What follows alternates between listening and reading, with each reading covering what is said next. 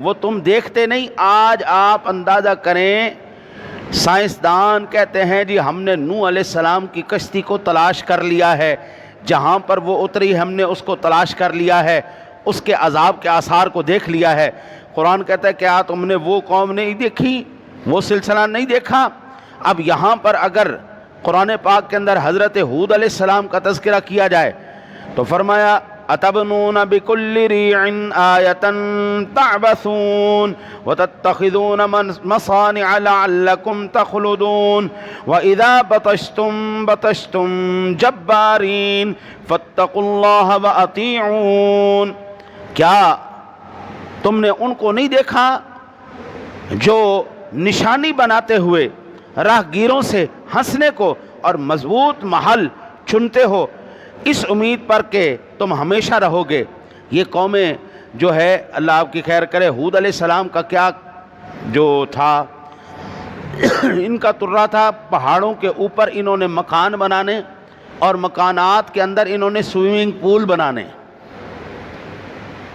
آج آپ دیکھ لیں بڑے بڑے جتنے بھی بڑے بڑے لوگ ہیں وہ اپنے مکانوں کے ساتھ سوئمنگ پول ضرور بناتے ہیں، اور یہ وہ خبریں ہیں جو قرآن نے صدیوں پہلے دیں، آج ان کی تحقیق آپ کے آثار قدیمہ والے کر رہے ہیں۔ آثار قدیمہ والے کہتے ہیں جو تہذیب ان کے پاس تھی وہ آپ لوگوں کے پاس نہیں ہے۔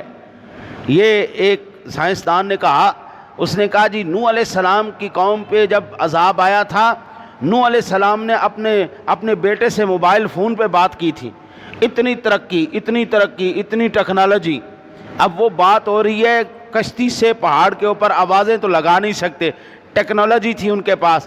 آج کے آثار قدیمہ کہتے ہیں جی واقعتاً ان کے پاس ایسی کوئی ٹیکنالوجی تھی جو ان کو اتنی زبردست جو ہے تعمیرات کے اندر، آج تک اہرام مصر کی کاپی نہیں تیار کی گئی۔ اہرام مصر ہیں کیا قبریں ہی ہیں نا جی، ہیں کیا قبریں ہیں؟ ان قبروں جیسی تم قبر نہیں بنا سکے۔ قرآن کہتا ہے دیکھو ہم نے ان کو کتنا ترقی یافتہ کیا تھا۔ یہ کہتے ہیں جی ایلینز آ کے بنا گئے، اور یہ تو ایلینز کا پہلے وجود تو آپ ثابت کریں کہ وہ ایگزسٹ کرتے بھی ہیں کہ نہیں کرتے۔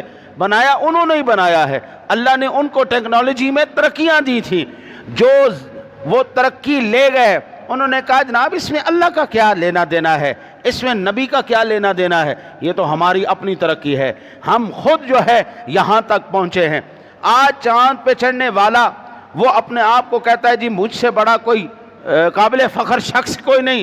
ہم نے جناب ستاروں کی خبریں، ہم نے 2 لاکھ سال 4 لاکھ سال کروڑ نوری سال کے فاصلوں پر ہم نے کہکشائیں اور گلیکسیاں دیکھ لی ہیں، اور تم نے کیا دیکھ لیا ہے؟ اللہ کی معرفت تمہیں آئی کوئی نہیں، اور تم نے اتنی دور دیکھ کے کیا اکھاڑ کیا لیا؟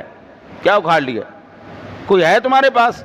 کیا فائدہ اس کا؟ کوئی بتاؤ بھائی۔ اتنی دور چلنے کے بعد اللہ کی معرفت تمہیں نہیں آئی، اس کے نبی کی معرفت نہیں آئی۔ خدا کی قسم اللہ نے ایک رات میں ساری کائنات کی محبوب کو سیر کروا کے بتا دیا، اگر اسی چیز کو تم سب کچھ سمجھتے ہو، لو میرے محبوب کے قدموں میں اتنا سا دیر، سبحان الذی اسری بعبدہ لیلاً، یہ لام کے اوپر جو تنوین ہے یہ قلت کے لیے آتی ہے، ساری رات نہیں، ایویں رات کے تھوڑے سے حصے میں اللہ نے اپنے عجائبات بھی دکھا دیے، جنت دوزخ بھی دکھا دی، 7 آسمانوں زمینوں کی سیر بھی کروا دی، محبوب کو واپس بھی بھیج دیا۔ نہ دیکھ لو، یہ ترقی ہے۔ آج دنیا کے اندر کوئی بھی خلائی سوٹ کے بنا خلا میں جانے کا تصور نہیں کر سکتا، راکٹ کے بنا کوئی تصور نہیں کر سکتا، لیکن محبوب کریم علیہ السلام کو نہ خلائی سوٹ بنوایا، نہ ان کو کوئی راکٹ دیا۔ محبوب کریم علیہ السلام کو ایک براق دیا جی، جس کو سادہ زبان میں کہوں تو ایک گدھا دیا جی، کھچر دیا جی، محبوب اس کھچر کے اوپر بیٹھو، اور اب دیکھو اس کھچر کی رفتار، یہ ساری کائنات کو مسخر کرے گا ان لمحوں کے اندر۔ لو اگر اسی چیز کا نام ترقی ہے تو 1400 سال پہلے میرے مصطفیٰ ساری ترقی کی منازل کو طے کر چکے ہیں۔ اگر اسی چیز کا نام ترقی ہے، خلاؤں پر کمندے ڈالنا، ستاروں پر کمندے ڈالنا، مریخ کو دریافت کرنا، ان تک پہنچنا، ان تک رسائی کرنا، ان کے چلنے پھرنے کی، اگر اسی چیز کا نام ترقی ہے تو صدیوں پہلے میرے مصطفیٰ یہ ساری ترقیاں کر چکے ہیں، یہ سب کچھ بتا چکے ہیں۔ کریم آقا جی علیہ الصلوۃ والسلام کی ذات گرامی آرام فرما رہے ہیں، حضرت علی المرتضیٰ شیر خدا کی گود میں سر انور رکھ کر حضرت علی المرتضیٰ شیر خدا کہتے عصر کی نماز میری قضا ہو گئی۔ کریم آقا جی اٹھے جب نماز کا وقت جا چکا تھا، میرے آنسو نکلنے لگ گئے، نماز بھی قضا ہو گئی، یہ بھی حکم بڑا ضروری تھا، یہ کام بھی قضا نہیں ہونا چاہیے تھا۔ حضور نے فرمایا کیا چاہتے ہو؟ عرض کی یا رسول اللہ آپ کی خدمت میں یہ قضا ہوئی ہے، حق تو یہی بنتا ہے کہ ادا پڑھوں۔ تو اللہ کے حبیب نے ایسے انگلی کے اشارے سے سورج کو واپس بلایا۔ میرے کریم آقا جی قرآن کہتا ہے اقتربت الساعۃ وانشق القمر، اللہ کے حبیب نے انگلی کے اشارے سے چاند کے 2 ٹکڑے کر کے رکھ دیے۔ اور اگر ترقی اس چیز کا نام ہے کہ آپ سورج پر اپنی کمانڈ حاصل کریں، آج سورج سے توانائیاں لیں، آپ چاند تک رسائیاں حاصل کریں، تو صدیوں پہلے یہ مصطفیٰ کر چکے ہیں۔ سرکار انگلی سے اپنے چاند کو 2 ٹکڑے کر چکے ہیں، سورج کو واپس بلا چکے ہیں۔ ترقی اس چیز کا نام نہیں، ترقی اس چیز کا نام ہے تو نے اپنے رب کو کتنا پہچانا ہے، تو اپنے رب کا کتنا فرما بردار ہو گیا، تو نبی کا کتنا فرما بردار ہو گیا۔ اللہ کے حبیب، اللہ کے نبی حضرت سیدنا آدم علیہ نبینا علیہ الصلوۃ والسلام، حضرت نوح علیہ السلام کے درمیان اور آدم علیہ السلام کے درمیان 10 قرنوں کا فاصلہ ہے۔ 10 قرن میں آرام سے عرض کروں تو 1000 سال بنتا ہے، 1000 سال کا فاصلہ ہے۔ اللہ کے نبی کے دوسرے نبی آنے کے درمیان 1000 سال کے فاصلے کے اندر کیا ہوا؟ قوم بت پرست ہو گئی، قوم مشرک ہو گئی، قوم نے بتوں کو بنایا، ان کی عبادت کی، ان کی پوجا کی۔ اللہ نے غرق نہیں کیا، یہ کوئی عام بات نہیں، یہ قرآن آپ کو خبر دے رہا ہے، اللہ نے ان کو غرق نہیں کیا۔ یہ آپ کے ساتھ ہندوستان ہے، 3.5 کروڑ دیوی دیوتا روز پوجے جاتے ہیں۔ غلاظت کی انتہا، غلاظت کی انتہا، کمینگی اور وہ گندی سوچ کی انتہا۔ قوم پیشاب بھی پی گئی، قوم گوبر بھی مل گئی، اس سے گندا آپ کیا سوچ سکتے ہیں؟ جو پیشاب کو جو وہ فائدہ مند سمجھے، جو قوم پیشاب اور گوبر کو جو یہ علاج بیماریوں کا علاج سمجھے، اس سے گھٹیا سوچ کیا ہو سکتی؟ خدا ایک نہیں، 3 کروڑ دیوی دیوتا، جتنا گندا سوچ سکتے ہو اتنا گندا۔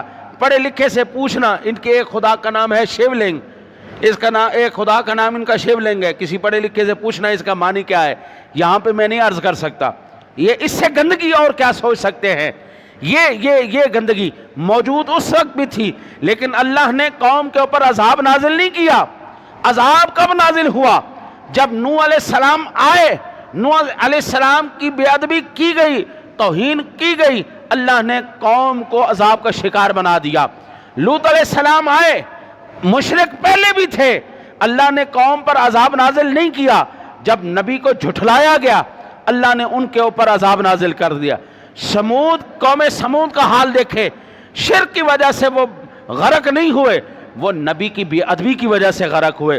آپ قوم عاد کو دیکھیں، وہ شرک کی وجہ سے برباد نہیں ہوئے، وہ نبی کی بے ادبی، نبی کی توہین، نبی کو مجنون، نبی کو اللہ جانے کیا کیا بکواسات کرنے کی وجہ سے اللہ نے اس قوم کو عذاب کا شکار بنا دیا۔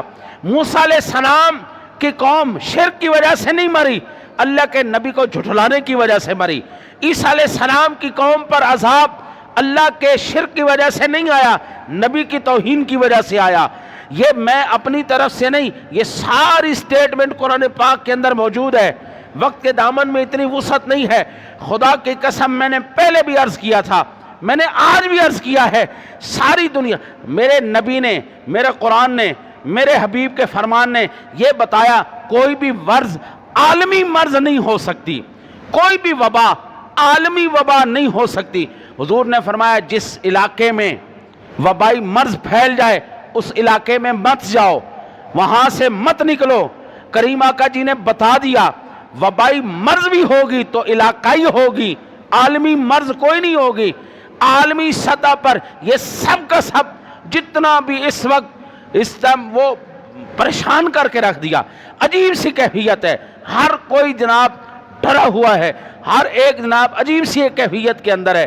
کیا کون سی ایسی بیماری آ گئی، کون سا ایسا دشمن آ گیا.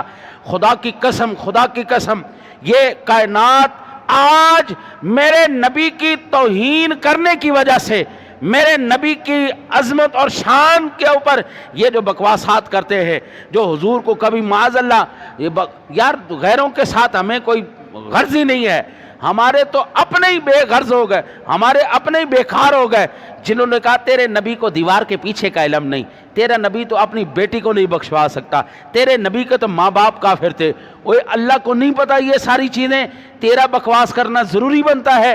جس وقت سے ہم نے دربار رسالت میں اپنی زبان چلانا شروع کی ہے، اللہ نے پوری دنیا کو اس وقت جھنجھوڑ کے رکھ دیا ہے. ساری دنیا اس وقت عذاب کے اندر شکار ہے. ابھی سائنسدان کہتے ہیں ابھی تمہاری جان نہیں چھوٹے گی، 2023 کے اندر بھی تم اسی طرح تکلیف میں رہو گے، 2022 کے اندر بھی اسی طرح تکلیف میں رہو گے، حتیٰ کہ 2025 تک جا کے کہیں امید ہے کہ تمہاری دنیا نارمل ہوگی.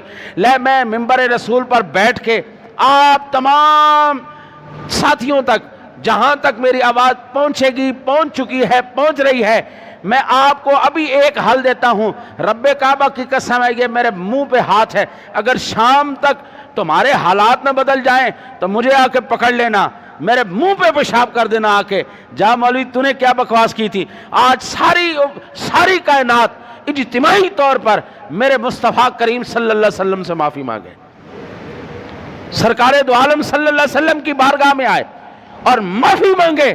لو پھر دیکھو، خدا کی قسم ہے، اس کے عزت اور جلال کی قسم ہے، شام سے پہلے آسمان سے رحمتیں بھی اتریں گی، زمین سے اس کی برکتیں بھی ہوگیں گی. رب کعبہ کی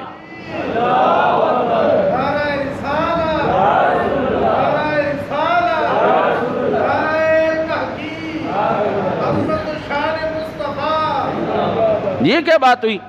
ہمیں بیماری سے نجات نہیں مل سکتی؟ میرے مصطفیٰ کریم نے فرمایا آب زمزم کے اندر شفا ہے. ابھی آپ ویکسین جانتے ہیں، رات کو ایک ڈاکٹر بیٹھا ہوا تھا، میں نے اس کے کہا یار، وہ کہتا ہے یار ویکسین لگوائی تو نے؟ میں کہا جی ایک دفعہ تو لگوائی تھی، اس کے بعد مجھے ضرورت نہیں ہے، ٹھیک ٹھاک ہوں، فٹ ہوں. میں نے کہا یار یہ ویکسین ہے کیا؟ مجھے ذرا اپنی سادہ زبان میں سمجھائے گا، ایسی زبان میں سمجھا جو مجھے بھی سمجھ میں آئے بات. اس نے کہا جی یہ کرونا کے کمزور جراثیم ہے جو تمہارے جسم میں ڈال دیے جاتے ہیں اور تمہارا نظام جو ہے وہ اس کے خلاف قوت مدافعت پیدا کرتا ہے تاکہ آئندہ جو مضبوط جراثیم تم پہ حملہ آور ہوں گے، تمہارا قوت جو مدافعتی نظام ہے وہ اس کو پکڑ کے مار دے گا، تم بیمار نہیں ہو. میں نے کہا ہائے ہائے ہائے، میرے مصطفیٰ کی ایک حدیث تو پڑھ لیتا نا، تو خدا کی قسم پورے معاشرے کے اندر یہ بیماری کا تصور بھی نہیں تھا. حضور نے فرمایا مسلمان کے جوٹھے کے اندر شفا ہے. اگر کسی کمزور کا، بیمار کا پیو گے، تم مضبوط ہو، اس کا جوٹھا پیا، اس کے جراثیم اندر گئے، تمہارے اندر قوت مدافعت پیدا ہوگی یا نہیں ہوگی؟ میں آپ کو ایک حدیث کا حوالہ دے کے یہیں پہ بات ختم کرتا ہوں. آقا جی نے گلاس پکڑا ماں عائشہ کا، فرمایا عائشہ تم نے کہاں منہ لگا کے پیا ہے؟ عرض کی یا رسول اللہ یہاں پر. حضور نے وہیں سے پانی پیا. اس کا مطلب یہ ہوا سب کچھ تیرے پاس ہے اور ڈھونڈتا تو باہر پھر رہا ہے. حضور نے فرمایا جب مسلمان ایسے ہاتھ ملاتے ہیں نا جی ایسے، اور یہ جو ہم کرتے ہیں نا یہ ہلانے سے تمہارے گناہ نیچے گر جاتے ہیں، یہ ہلانے سے تمہارے گناہ گر جاتے ہیں. وہ گناہ گرنے کا کیا مقصد تھا؟ اس کے ہاتھ کے ساتھ جراثیم لگیں گے، تیرے اندر جائیں گے، تیری قوت مدافعت مضبوط ہو جائے گی. سب کچھ ہمارے پاس ہے، یہ ڈرامے ہیں. دور رہو، ہاتھ نہ کرو. لو وہ ماسک پہننے کی بیماری نہیں آ گئی، اس کو کیا کہتے ہیں جی؟ کالی پھپھوندی.